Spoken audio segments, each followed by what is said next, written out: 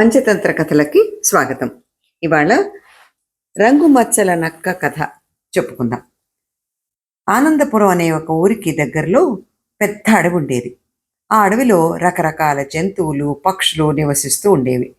వీటితో పాటుగా ఆ అడవిలో నక్కల గుంపు కూడా ఉండేది. ఆ నక్కల గుంపులో చపలచిత్తుడు అనే ఒక నక్క ఉండేది. అది మహాజిత్తుల మారి, పైగా అది తన గురించి ఎప్పుడూ గొప్పలు చెప్పుకుంటూ ఉండేది. అప్పుడప్పుడు అది ఆనందపురం విహారానికి వెళ్ళి కోళ్లను పట్టుకుని తెచ్చి విందు భోజనంలా తినేది. ఒకనాడు ఆ నక్క ఆనందపురం విహారానికి బయలుదేరింది. మధ్యాహ్నం దాకా ఆనందపురం మొత్తం కలిగి తిరిగింది. దానికి బలిసిన కోడిపుంజు ఒక్కటి కూడా కనిపించలేదు. పిచ్చి పట్టిన దానిలాగా ఊరంతా కలిగి తిరుగుతుండగా ఒకచోట ఒక వర్తకుడి ఇంటి పనివాళ్ళు ఇంటికి రంగులేస్తున్నారు. రంగులు వెయ్యగా మిగిలిన రంగురంగుల సున్నాన్ని కింది కాలవలోకి మేడ మీద నుంచి విసురుగా పారపోశారు. అప్పుడే ఆ పక్క నుంచి వెళ్తున్న నక్క ఒంటి నిండా ఆ సున్నం పడిపోయి రంగురంగుల మచ్చల్లా తయారయ్యాయి. అది చూసుకున్న నక్కకి ఎంతో సంతోషం వేసింది. తన జాతి వారందరికీ చూపించటానికి అది అడవిలోకి ఉత్సాహంగా పరిగెత్తింది. అలా వెళ్తుండగా దానికి ఒక ఆలోచన వచ్చింది. దాన్ని ఆచరణలో పెట్టి ఎలాగైనా తన కోరిక తీర్చుకోవాలని నిర్ణయించుకుంది. నక్క అడవిలో తన జాతి వారందరి దగ్గరికి వెళ్ళి తన ఒంటి మీదున్న రంగురంగుల మచ్చల్ని గొప్పగా ప్రదర్శించి చూపించింది. అరే చపలచిత్త, నీ వంటి మీద ఈ మచ్చలు ఎలా వచ్చాయి అంటూ ఉత్సాహంగా అడిగాయి తోటి నక్కలు. అప్పుడు చపలచిత్తుడు, నేను అడవంతా సరదాగా తిరుగుతున్నాను. ఓ చెట్టు కింద వనదేవత నిల్చునుంది. ఆమెను చూసి భక్తిగా దండం పెట్టాను. అప్పుడు ఆ దేవత, చపలచిత్త, నేను కొన్నాళ్ల పాటు పక్క అడవిలో ఉన్న మా పుట్టింటికి వెళ్తున్నాను. నేను తిరిగి వచ్చే వరకు నా బదులు ఈ అడవిని నువ్వు పాలించు. నీ ఒంటి మీద రంగురంగుల మచ్చలు సృష్టిస్తాను. ప్రతి మచ్చలోనూ ఒక శక్తి ఉంటుంది. నిన్ను ఎవరన్నా ఏదన్నా అంటే వాళ్ళ మీద ఆ శక్తులు ప్రయోగించి చంపు అంటూ నా వంటి మీద ఈ రంగురంగుల మచ్చల్ని సృష్టించి ఆమె తన పుట్టింటికి వెళ్ళిపోయింది అంటూ చెప్పాడు చపలచిత్తుడు. చపలచిత్తుడు వనదేవత అని నమ్మాయి నక్కలన్నీ. చపలచిత్తుడి మాటల్ని చాటుగా విన్న ఓ కుందేలు ఆ వార్తని మోసుకుపోయి మిగతా జంతువులతో పాటు పులులకి, సింహాలకి కూడా చేరవేసింది. ఆ అడవికి క్రూరకర్తుడు అనే సింహం రాజు. అది ఆ వార్త వింటూనే వనదేవత అనుగ్రహం పొందుదామని నక్కని చూడటానికి వచ్చింది. సింహం వెంట ఏనుగు, ఖడ్గమృగం, కృందేళ్ళు, లేళ్ళు కూడా గుంపులు గుంపులుగా వచ్చాయి. సింహం నక్కకి పాదాభివందనం చేసింది. దాన్ని నక్క ఆశీర్వదించింది. అప్పుడు నక్క సింహంతో, ఈ అడవిని నన్ను పాలించమని వనదేవత చెప్పింది అంది.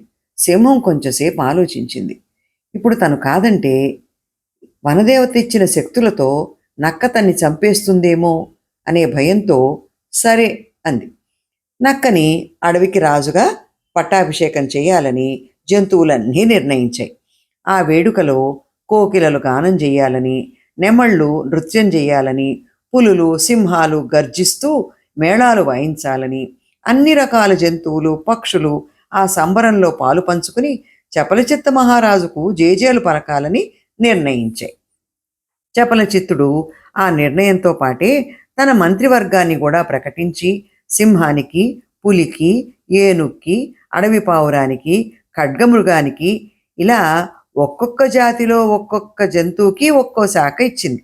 కానీ తన జాతి వారైన నక్కలలో ఒక్కదాన్ని కూడా మంత్రివర్గంలోకి తీసుకోలేదు. చపలచిత్తుడి మంత్రివర్గ ప్రకటన విన్న ఓ ముసలి నక్క, చపలచిత్త, అన్ని జాతి జంతువులకి మంత్రి పదవులు ఇచ్చావు, మరి మన జాతి వాళ్ళని ఒక్కరిని కూడా మంత్రివర్గంలో తీసుకోలేదే అంది. అప్పుడు చపలచిత్తుడు నవ్వి, మన జాతిలోంచి నేను రాజునయ్యాను కదా, ఇది చాలదా అని గర్వంగా ముసలి నక్కకి సమాధానం చెప్పింది. ఆ సమాధానం విని మిగతా నక్కలన్నీ లోపలే నక్కరాజుని ఆడిపోసుకున్నాయి. నక్కరాజు గారి పట్టాభిషేక మహోత్సవ దినం రానే వచ్చింది. ఆ రోజు అడవంతా కోలాహలంగా మారిపోయింది. హంసపురోహితులు వేదమంత్రాలతో నక్కని నిద్రలేపాయి. ఒళ్ళు విరుచుకుంటూ చపలచిత్తుడు తన గుహలోంచి బయటికి వచ్చాడు. బయట సింహాలు, పులులు, కుందేళ్లు వరుసగా బారులు తీరున్నాయి. నక్క బయటికొచ్చి అందరి వంక గర్వంగా చూసింది. హంసలు మంత్రాలు చదువుతుండగా ఏనుగులు తొండాలు పైకెత్తి నక్క మీద నీళ్లు తొండాలతో విరజిమ్మాయి. తమ జాతివాడు ఆ అడవికి మహారాజు అవుతున్నాడనే ఆనందంతో మిగిలిన నక్కలన్నీ పెద్దగా ఊళవేశాయి. అది వింటూనే చపలచిత్తుడు ఒంటి మీద నీళ్లను విదిల్చుకుంటూ తను కూడా ఆనందంతో పెద్దగా ఊళవేశాడు. ఇంకేముంది, ఏనుగులు విరజిమ్మిన నీళ్లకి నక్క వంటి మీద రంగురంగుల మచ్చల్లా అంటుకున్న సున్నం కరిగిపోయి నక్క నిజస్వరూపం బయటపడింది. అది కూడా మామూలు నక్కలాగే కనిపిస్తూ ఊళవేయటం చేత అది తన్ని మోసం చేసిందని అర్థమై అడవికి రాజైన సింహం ముందుకు దూకి దాన్ని చంపేసింది.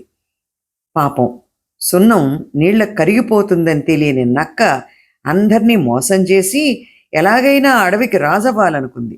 చివరికి దాని బండారం బయటపడి ప్రాణాలు పోగొట్టుకుంది. కథ సమాప్తం. మరో మంచి కథతో మళ్ళీ కలుద్దాం.